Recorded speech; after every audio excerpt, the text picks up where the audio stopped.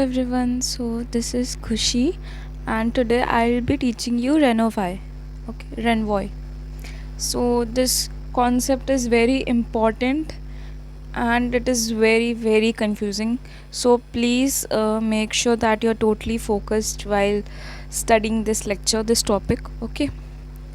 So we have already studied characterization, in which when a legal issue comes before a court and it decides which country's law is to apply and what legal category does the issue fall into. Now the court has decided what legal category it falls into. The court's function does not just stop here. Okay, court का सिर्फ ये function नहीं है कि वो legal category determine करे, court को actually apply करना होगा उस लॉ को on that matter.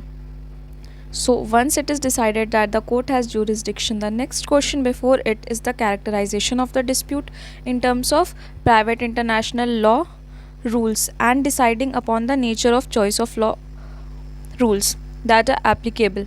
Often it is mistakenly perceived that once this is done, as upon completion of the characterization, the judge's task has reached its logical conclusion and nothing remains for him to do but to apply the chosen law.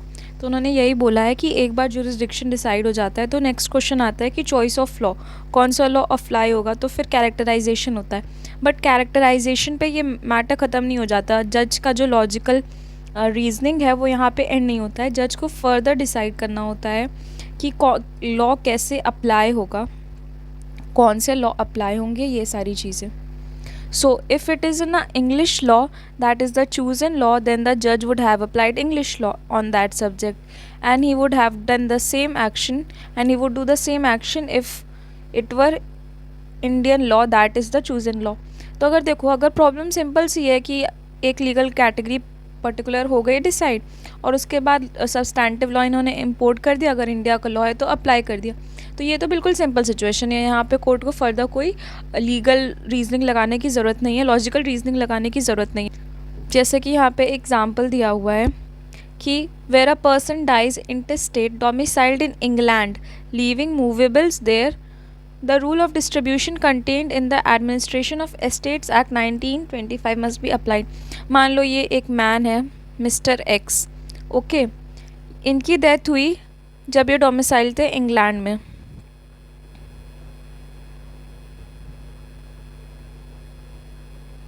और इनकी कुछ property थी, कुछ movable property थी, तो इन पे कौन सा लॉ ऑपरेट होगा? इंग्लैंड का लॉ ऑपरेट होगा, administration of estates act 1925. Okay, अब देखो यहाँ पे ये इशू आया, इनका डोमिसाइल यही था, यहीं का लॉ लग रहा था, प्रॉपर्टी भी यहीं पे थी, तो ये इशू ईजिली सॉल्व हो गया. तो यहाँ पे कोई क्वेश्चन नहीं कोर्ट के सामने आया further regard to the private international law rules. But main problem तब अराइज होती है कि if applicable law is that of a foreign country, the situation may be more complex than it were if a local matter decided upon the internal law of the country of lex fori. तो देखो problem तब arise होती है जब matter जो है किसी foreign country का, यहाँ पे तो खुद की कंट्री का था, खुद की कंट्री में एसेट्स थे, तो वहाँ का लॉ लगा और ईजिली इन्होंने मैटर डिसाइड कर लिया. बट जब आप किसी और कंट्री का लॉ लगा रहे हो तो वो इशू ज़्यादा कॉम्प्लेक्स हो जाएगा इन कंपैरिजन टू लेक्स फोराई, जहाँ पे आप फोरम का ही लॉ लगाते हो. तो लेट्स सी दिस एग्जांपल, इससे आपको क्लियर हो जाएगा कि एग्जैक्टली रेनवॉय का जो प्रिंसिपल है वो कैसे अप्लाई करते हैं और कहाँ वो यूज़ में आता है. ओके, सो मिस्टर ए हैं जिनकी नेशनैलिटी है ब्रिटिश. ओके, बट इनकी जो डेथ हुई है वो हुई है जब ये डोमिसाइल थे इटली में. अब कोर्ट के सामने, इंग्लिश कोर्ट के सामने ये क्वेश्चन है कि कहाँ का लॉ अप्लाई होगा. Okay, so mister A, a British subject, died intestate domiciled in Italy. अब देखो ही डाइड इंटेस्टेट. इंटेस्टेट का मतलब तो पता ही होगा आपको. इंटेस्टेट का मतलब होता है विदाउट एनी विल. अगर विथ विल डाई होते तो क्या होता, डाई करते तो क्या होता, तो जो विल है उसके थ्रू ऑपरेट होता है इनका सक्सेशन, बट इन्होंने विल कोई ऐसी एग्जीक्यूट नहीं करी, तो इसलिए इनका सक्सेशन बाय लॉ गवर्न होगा. And an English court is required to decide how his movables in England ought to be distributed. As the cause of action arose in England, the jurisdiction of the English court has been established. अब cause of action कहाँ arrows हुआ है, England में, तो English court के पास है jurisdiction.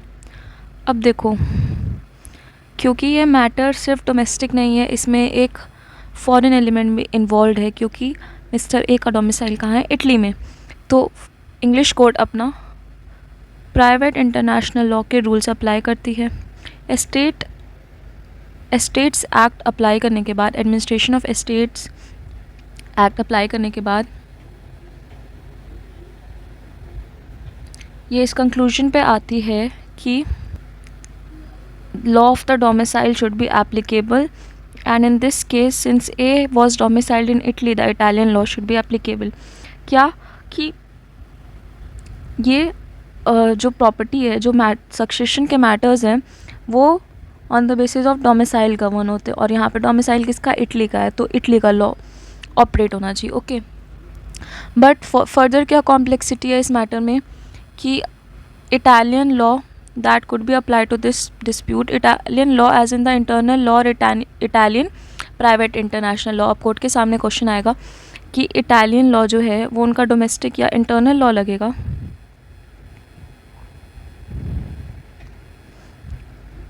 या private international law लगेगा, जो कि इंटरनेशनल डिस्प्यूट से गवर्न करता है.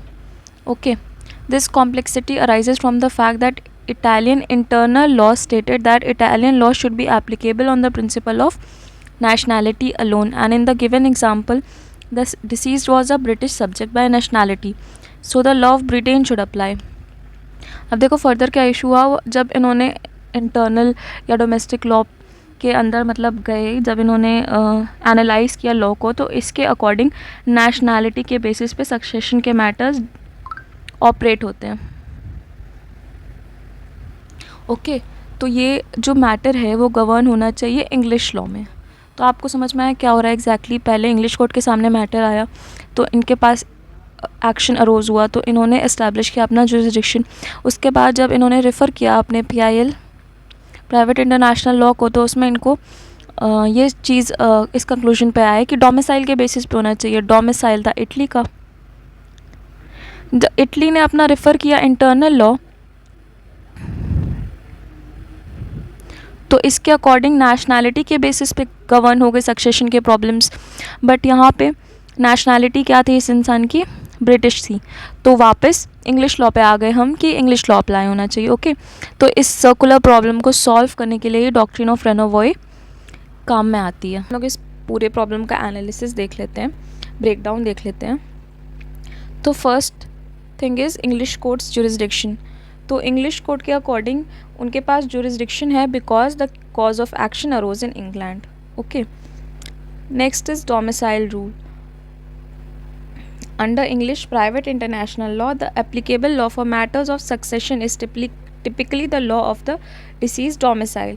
अब इनके अकॉर्डिंग, इनके प्राइवेट इंटरनेशनल लॉ के अकॉर्डिंग जो रूल अप्लाई होता है विथ रेफरेंस टू सक्सेशन, वो उस जगह को होता है जहाँ पे वो पर्सन डोमिसाइल्ड है. यहाँ पे पर्सन इटली में डोमिसाइल्ड था, तो इटालियन लॉ लगना चाहिए. बट फिर फर्दर इशू आया कि जब इटालियन लॉ को इन्होंने रेफ़र किया through its own private international law refers the case back to the nationality of the deceased. Italian law के अकॉर्डिंग जो सक्सेशन के मैटर्स हैं वो गवर्न होने चाहिए बाय द नेशनैलिटी. ओके, तो यहाँ पे एक तरीके का सर्कुलर रेफरेंस हो रहा है. The doctrine of renvoi is the process by which the court adopts the rules of a foreign jurisdiction with respect to any conflict of law that arises. इसका ये कहने का मतलब है कि जो डॉक्ट्रिन ऑफ रेनोवॉय है एक तरीके का प्रोसेस है, रेनवॉय है एक तरीके का प्रोसेस है जिसके थ्रू कोर्ट अडॉप्ट करती है rules of a foreign jurisdiction with respect to any conflict of law that arises. Renvoi originates from the French word send back और return unopened. The convention of Renvoy is the procedure by which the court embraces the principles of a foreign law as for any contention of law that emerges.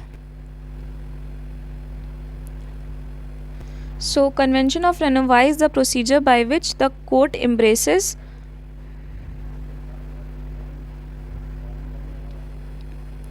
takes in applies. तो इस statement के through ये कहा जा रहा है कि रेनोवाई एक प्रोसेस है, एक प्रोसीजर है जिसके थ्रू कोर्ट जो है foreign principles of foreign law को इनकलकेट करती है to solve any dispute that emerges. Okay, now let's see what exactly is the process of renvoi. तो रेनोवाई में एक तरीके का ट्रांसफ़र होता है, इमेजनरी ट्रांसफ़र होता है of the case into final decision making forum. Okay, renvoi means an instance of remitting the case to the place of its origin. इसमें बेसिकली 3 चीज़ें हैं, 3 टाइप्स हैं. पहले तो इंटरनल लॉ अप्लाई होगा, या तो सिंगल रेनोवाई हो या तो टोटल रेनोवाई हो. Now let's see what is internal law application. So the first solution is to read the expression the law of the country as meaning only the internal rules of that law. First आप पहला क्या कर सकते हो, first thing that you can do, जब जैसे कि court के सामने कोई इशू आ रहा है तो वो 3 चीज़ें कर सकती है, या तो इंटरनल लॉ एप्लीकेशन करे, या तो सिंगल रेनवॉय या टोटल रेनवॉय. तो अभी हम लोग फर्स्ट वाला पढ़ रहे हैं. वो भी इसमें यह है कि क्या कहते हैं, कोर्ट के सामने कोई इशू आया और वो लॉ ऑफ द कंट्री को जब पढ़ेगी, जब इंटरप्रेट करेगी, तो वो प्राइवेट इंटरनेशनल लॉज को नहीं इंटरप्रेट करके, ना उनको ध्यान में रखते हुए सिर्फ internal rules of that law पे ध्यान देगी, मतलब डोमेस्टिक लॉज. और जो भी डोमेस्टिक लॉज होंगे उस कंट्री के वो अप्लाई कर देंगे. Okay, next is single renvoi and then total renvoi. ये दोनों मोस्ट इम्पॉर्टेंट है. ओके, सो इन दोनों को ध्यान से पढ़ना. अभी तो सिर्फ एक छोटा सा ब्रीफ है, नेक्स्ट लेक्चर में मैं डिटेल में कवर करूँगी ये दोनों टॉपिक्स. ओके, तो single renvoi, the second solution is to apply the doctrine of renvoi in the form of single renvoi. तो यहाँ पे ए से कंट्री बी को जाता है कोई रेफरेंस, और बी से दोबारा इस कंट्री के पास आ जाता है. ओके, एक सिंगल लूप क्रिएट होता है. Total renvoi is the third possible solution which may be called the foreign court theory or the doctrine of double renvoi or total renvoi, also known as English doctrine of renvoi. इसमें जो loop है वो A से B और B to C हो सकता है, या A to B, B to C and then again to B. Okay, so double loop होता है इसमें. नेक्स्ट लेक्चर में I will deal with this, okay, in detail, ताकि आपको और अच्छे से समझ में आ जाए. सो या, thank you for listening and please do like.